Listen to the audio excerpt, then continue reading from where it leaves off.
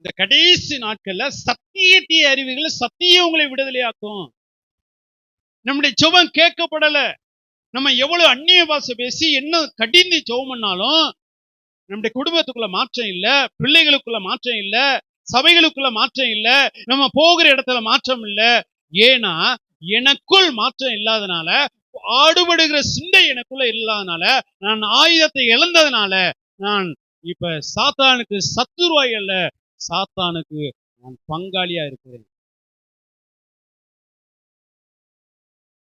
ஆராதனை குறைவுள்ள, ஜெபத்து குறைவுள்ள, ஆனால் கர்த்தருடைய வார்த்தை நம்முடைய இருதயத்தில் ஆளுகை செய்யல. கர்த்தருடைய வார்த்தைக்கு நம்ம விட்டு கொடுக்கல. கர்த்தர் ஸ்தோத்திரம்.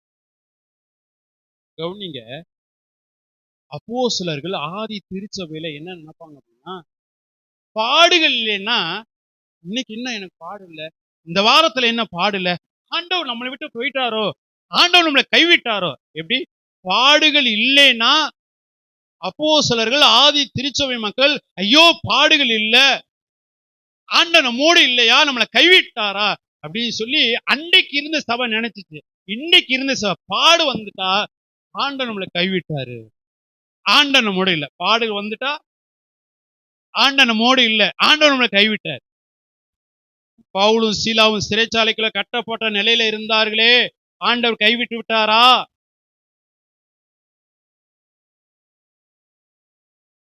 இன்னைக்கு வசனத்தினுடைய தெளிவு இல்ல. ஒவ்வொரு வசனத்துக்கு ஒவ்வொரு வியாக்கியானம். எனக்கு அருமையான தேவனுடைய பிள்ளைகளே, உங்களை குறித்து ஒரு தேவ திட்டம் இருக்கிறது, ஒரு தேவனுடைய நோக்கம் இருக்கிறது.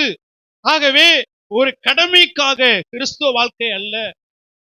கர்த்தர் உங்களை கொண்டு என்னை கொண்டு கர்த்தர் தம்முடைய காரியங்கள் நிறைவேற்ற வேண்டும். அல்லேலூயா.